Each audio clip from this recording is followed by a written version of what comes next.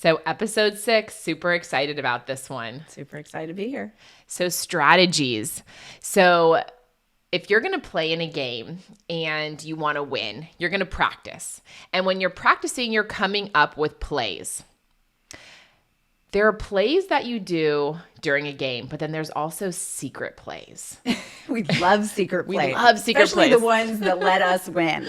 Yes, these are the ones that help you win. So when the game is on the line and the score is really tight or close, these are the plays that you pull out of your playbook that are going to help you get that extra point, that extra bucket, that extra touchdown. And actually, it's funny because we just saw this in the Super Bowl last weekend. How important the 2-minute drill is. And teams practice the 2-minute drill, right? They practice time management and what you're going to do when the game is on the line and the score is close and you have 2 minutes. And it's the same thing. So I coach a 4th grade boys basketball team, CYO team. And we have our regular plays that we run, but we also have like a secret play. And we only run this play like once a game, if that. And this is the play that we pull out when the score is really close and we know we need a bucket.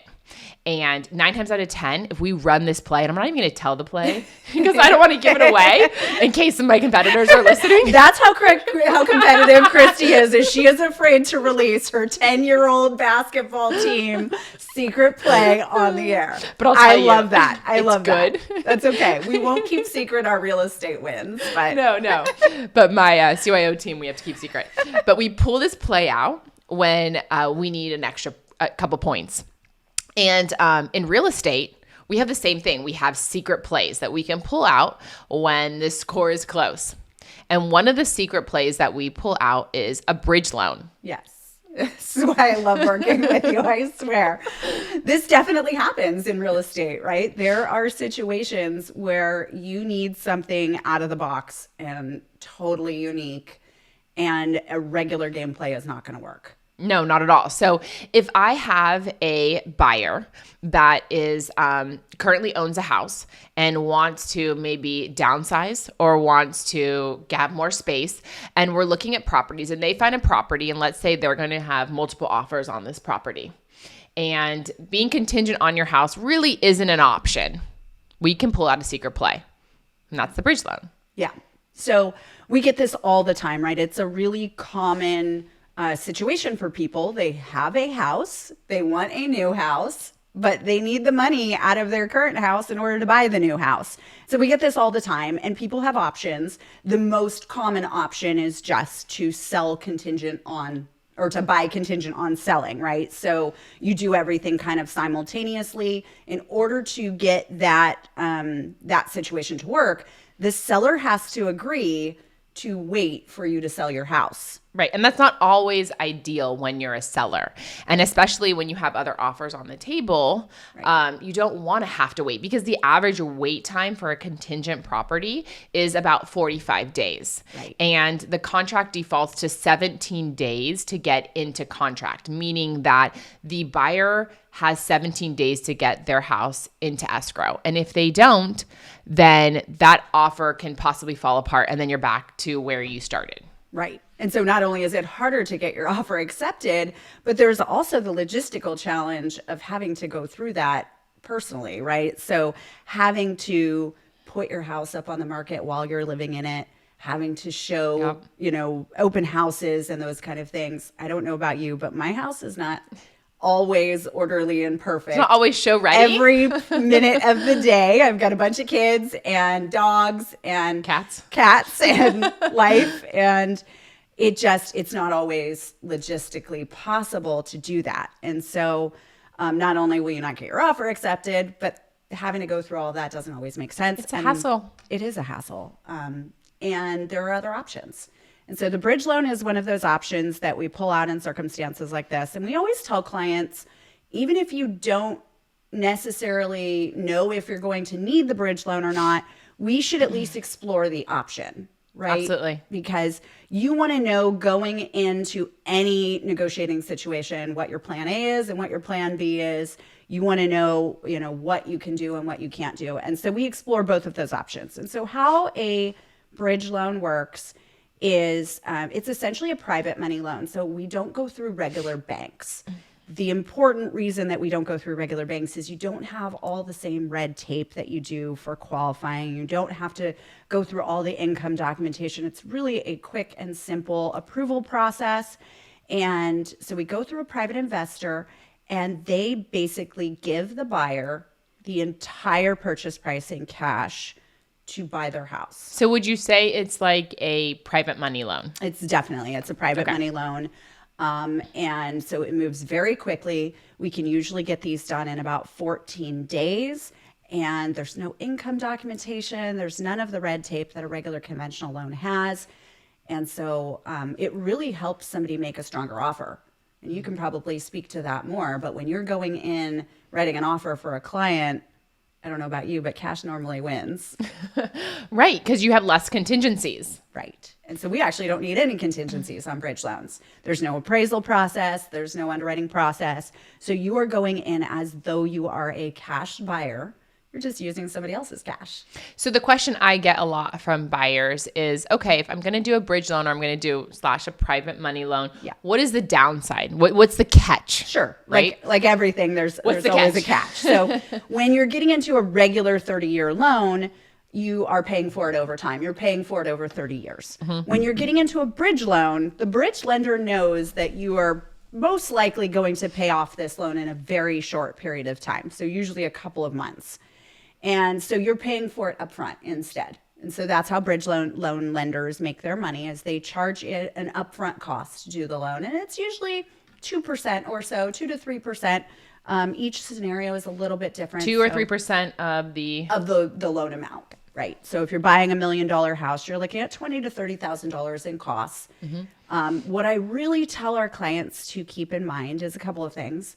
One, most likely their house has appreciated a good amount over the last couple of years. And so they're not writing a check for these bridge loan fees. They are using up a little bit of the equity that was given to them for free, really. Right. I mean, market over has done time. some amazing things. So you're really just using some of that equity and leveraging it to win. So there's that. And then also, you can probably speak to this more, but if you're going in as a cash buyer instead of a contingent sale buyer, what do you think your odds are that you can get a little bit more aggressive on your purchase price? Right. And that's what I tell people. If you're going to get a bridge loan, we're hedging our bets, and we're going to make it up on the front end, and we're going to make it up on the back end. Right. Like you said. So if you can possibly submit an offer with less contingencies and A, get your offer accepted, and B, maybe take a little bit off the purchase price, right. You're making up the difference. So for example, I actually just had a property that received 5 offers last night. And we took the offer that was a little less in purchase price, but had better terms. Right. And that's a perfect example of what a bridge loan can get you. Right. You have better terms. You have a quicker close. You have no loan contingency. You have no appraisal contingency. And if you offer a little less, then you make up a little bit on the front end. Right. So let's use that same $1 million price point example. Right. Let's say that $1 million purchase is going to cost you, let's say the high end of 3%. Let's say it's going to cost you $30,000 in extra costs to do it as a bridge loan instead of a conventional. What if you can offer $10,000 less on the purchase, right? And get your offer accepted still. And then on your sale, can you talk a little bit about where you can make up funds on the sale? Right. So you mentioned earlier, you have 5 kids and you have a dog and you have a cat, and your house is, not always in show ready condition. It's hard to just throw your house on the market when you're a contingent sale. But let's say you get a bridge loan and you close on your house and you move everything out and you move it into your next house that you just purchased. And then I can go in and I can stage your house and we can make it look perfect and show ready. Well, you're absolutely going to get that extra $20,000. Right. If not more. Right. Right? Yeah. I mean, so a lot of times $30,000 in fees, now you've already eaten up, and then maybe some. Right. And it's one of those things that you're never going to see a line by line, repayment of, but you'll definitely get benefits in all sides of the transactions that usually ends up making up for the cost of the bridge loan. Right. And that's what I tell my clients. So now not only have you gotten the house that you wanted, but now you've sold your house for more. Right. It's really a win-win. Right. Plus, you don't have to show your house while you're living in it. To me, that's the biggest win. It's way more convenient. Amount of money because my kids can't even keep dishes out of the sink. So I don't know. No. It wouldn't work. Coming from two full-time working moms with lots of kids, we can't even count our kids, how many we have. Yeah. True story. Much rather have a bridge loan than have to show our house constantly and on a whim. Right. So, yes. And so there's a lot of examples. Let's kind of use a real life example of somebody who might be perfect for a bridge loan, because I do get these questions all the time. So the most important factor on a bridge loan is that you have a lot of equity in your house. So these are not designed for someone who maybe has $100,000 of equity in their house and they need that whole $100,000 in order to buy the next house. That's not really what these are designed for. We like to be very conservative in making sure that we're not maxing out the equity in the property. Right. So somebody who has, say, a $2 million free and clear house that wants to buy maybe $1 million house, and at the end of the day, they're going to have no loan. Right? They're going to sell their $2 million house. They're going to pay the $1 million house. They're going to end up with money in their pocket. That would be an amazing situation for a bridge loan. We would give them the entire $1 million. And in fact, we can give them more. So like you were saying, you might recommend things that they need to do to their house to get top dollar for it. Maybe it's paint, maybe it's landscaping, whatever it is. They may not have the funds to do that, right? A lot of people have all of their worth or equity tied up in the house. Yeah. And so they may not have the cash to do those improvements. We can actually get them the purchase and cut them a check at the same time. Which is amazing. It's amazing. You can literally buy a house and get a check at closing. It's the coolest thing ever. And with that money, you can then use it to, fix up the house, get it all ready for sale. You can have your move expenses, right? Because sometimes there's, you've been in the house moving for a long time and moving costs money and all the things that you want to do to the new house. I don't know about you. Every time I move, I need new furniture and new curtains and new dishes and all this stuff, right? So you can get a check at closing. So it's great for people like that. It's also great for people who maybe have just been in their house a long time and they might be moving up and maybe they have some down payment. We can really be creative in these bridge loan options and structure it around our clients' needs. Yeah, absolutely. And I think, we've used it together. I recommend bridge loans quite often, actually. Yeah. And Danielle and I have used bridge loans together with a couple different types of clients. I know we were talking earlier, maybe an older person that has been in their house for a long time and the house is just way too big for them. Right. And maybe it has stairs. Yeah. And they want to downsize. They want to move into a little property that has a single story. A bridge loan might be a good option for them because they've been in it for 30, 40 years. They have a lot of equity. Right. And a lot of times those clients are maybe on a fixed income or a smaller, Social Security, something like that. And they don't necessarily qualify for regular financing. Bridge loans don't require income qualifying. Because they are short-term loans, they have a different set of rules. And we're really using the equity in both properties as the collateral for the loan. Yeah, so what are they qualifying on? Is it just the collateral? Yep, strictly based on the equity of the property. Okay. Yeah. So another good situation might be, and I know we've used this before, is say you're a single male or female and you've bought a property and you love your house and then time goes by and you meet somebody and you marry and now you're both in this house and you're a young couple and you're looking to start a family and then you have one kid. And I know this happened with us. And then three, you have two. and four. And then you get a dog and you're like, I want a backyard. Maybe it's a condo. And so now you've been in this property for 10, 15, 20 years and you, have no backyard and you want a backyard because you want to throw your kids outside and you want your dog outside. This might be a good opportunity for a family that just needs more space that has equity in their house to use a bridge loan. Right. Yeah. The biggest ticket to a bridge loan is that you have a good amount of equity in your house. That's really the main qualifier on this. Outside of equity, there's not really any big logistical challenges to getting a bridge loan. Now, I will tell our clients, so take the $2 million house, for example, and somebody who's going to buy $1 million house, that's not always the situation. Sometimes once they sell their house, they are still going to need a regular 30-year loan. And so this is where it's really, really important that you're working with a lender who has both traditional and non-traditional loan programs available. A lot of bridge loan companies only offer bridge loans. And so they don't know what you can do for the permanent financing, nor are they really exploring that ahead of time.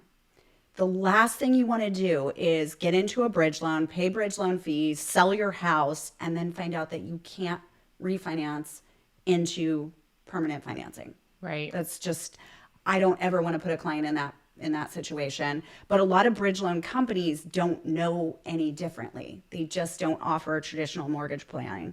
So and you don't want to put them in that situation because so not only are you paying fees, right, but also the rates are a little bit higher on the private money bridge loan. Definitely. Right? Yeah. And so now all of a sudden you are in a bridge loan product that might be at an 8 or 9% interest rate. And you've sold your house and you can't qualify for the refinance. And that is the last thing you want to be in this situation for. So we always pre-approve the future refinance. We have a benefit because we do traditional and non-traditional mortgage products. We go through the whole process of pretending that their house is already sold, getting them qualified for what that next step is going to look like, right? We always want to be one play ahead. Absolutely. Always. And I know we've talked about, so we actually had a situation where I had clients come to me. They were already pre-approved with a lender that was giving them a bridge loan. And this bridge loan had multiple investors. Right. So I guess the question would be, and it was not a great situation with multiple investors. They had a lot of conditions. They had a lot of time constraints. Yeah. So what do you look for when looking for a lender that can do bridge loans? Not only do they have to do conventional, that's very important, but what is good when looking for a bridge loan lender? So they're not all bridge loans are the same. Equal. Yeah, I mean, there's just like any type of mortgage, there are good and bad lenders. And so in my experience, when you're using private investors, and this really applies to all private types of loans, bridge loans or otherwise, you really want to be using a private mortgage company who has their own fund of money. And they don't have to line up individual investors. So like the example that you were talking about, we had this client who was getting, let's say it was $1 million loan. The private lender might have been pooling together 5 people to come up with that $1 million. Right. Now, anytime you have more than one person who has to come together and agree on things to come up with the deal, there's the chance that things don't work out smoothly. No, absolutely. Right? I mean, I come from an Italian family. Too many cooks in the kitchen. Let me tell you, it's not a good situation. Yeah. And so it's no different in lending, right? So you have 5 people that have to all agree and the timing has to be perfect. And those 5 people all need to have their money available at the exact same moment and all those kind of things just creates for a bumpy process during the mortgage process. And that is never what you want. So we use a private mortgage fund. I have one person that I can call. He has a huge pool of money that he manages. He is the decision maker. I don't have to go line up multiple people. I can do bridge loans, up to millions and millions and millions of dollars with one phone call. I mean, there's a reason why in basketball you have a point guard, right? It's somebody who's running the ball.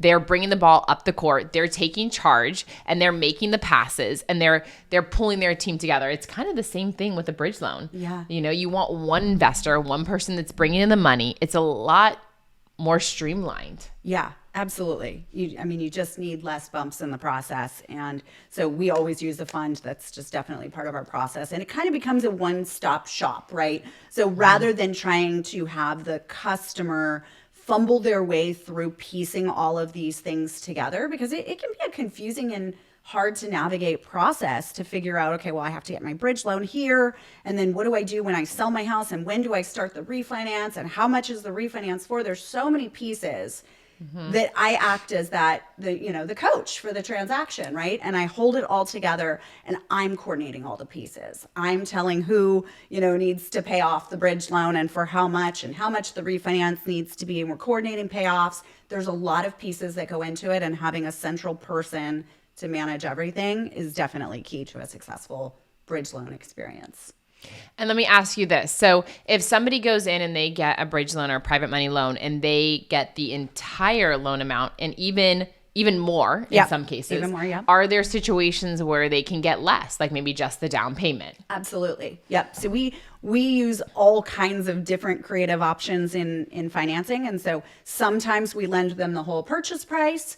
Sometimes if somebody qualifies for both mortgage payments and they can get a traditional 30-year mortgage at purchase, but all they need is to borrow the down payment, we have private investors that will lend them just the down payment. That gets a little bit less common because you do have to qualify for both mortgage payments, right? So even though you know you're going to be selling your house, the lender doesn't necessarily just trust you that you'll sell your house. And so you have to income qualify on both houses. And so that doesn't happen quite as frequently. Most people don't qualify for 2 homes. They only qualify for 1. But when it happens, we can lend them just the down payment, get them traditional financing. And so that's where that planning piece is critical. And that's where you're so good in talking to your clients early on in the process and having them explore their options, right? Because it doesn't need to be the play that we end up using, but we need to be practicing the play. No, exactly. And so just as we mentioned in the beginning of the podcast, when you're practicing during your week for the upcoming game and you're practicing all your different plays, you got to also practice your 2-minute drills. You got to practice your home run. If you're my 4th grade basketball team, you got to practice your secret play to pull out of your playbook. So the bridge loan is just one of many secret plays that we can pull out of our playbook, out of our back pocket to win the game. Right. And that's why it's just so important to be working with people who understand that and can think a little bit more creatively. Yeah, absolutely. Yeah. So I hope you guys enjoyed this episode. Bridge loans, secret plays. If you're on her basketball opponent's team, I fear you. Watch out. Yeah. Real estate play-by-play. Real estate play-by-play.